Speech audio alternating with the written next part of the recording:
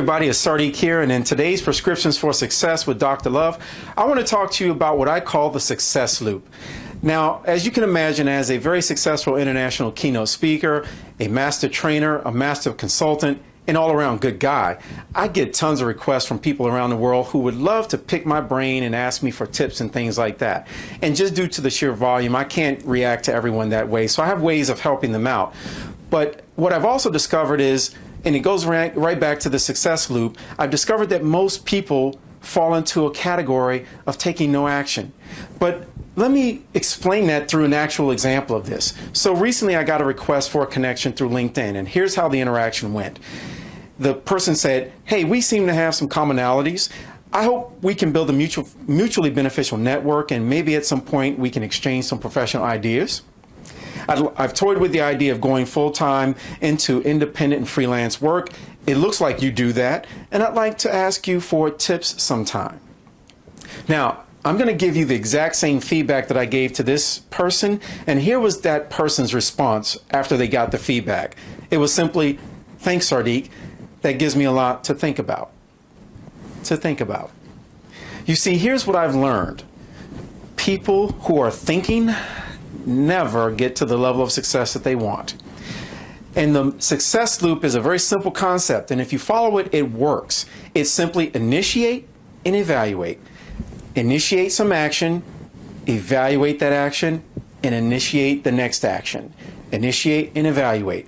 And so this person, most people are like this person when they ask for tips and pick my brain kind of stuff. They say, I want to think about it.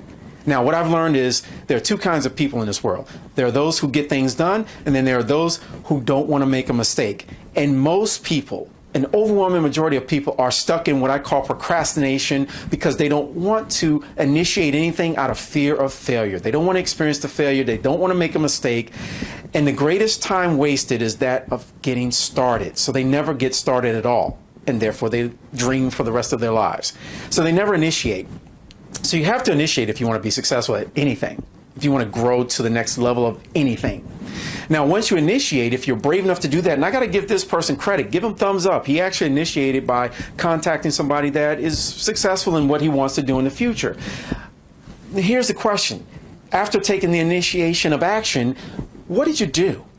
And the evaluation part, the evaluate that action, requires you to be willing to evaluate and experience failure. Because here's the thing about failure. Failure is your friend. It is the best education on what's not working so that you can adapt and do things differently so that you can move forward and closer to your goal. So failure is required for success. And yet, here's the thing. If you focus on results, you'll grow to your success. If you focus on failures, you'll grow somebody else's success. So that's what I'm trying to get to you here today in my prescription for success, and that is take action, evaluate that action, don't let failure stop you, let it be your educator, and then take the next action. Initiate, evaluate, initiate, evaluate. Don't think about it. The longer you're sitting there thinking, the faster somebody else is winning, learning, winning, and learning. So that's my prescription for success for you for today. If you want to go to the next level of living and get to the next level of success in your life, initiate and evaluate. I'll see you next time.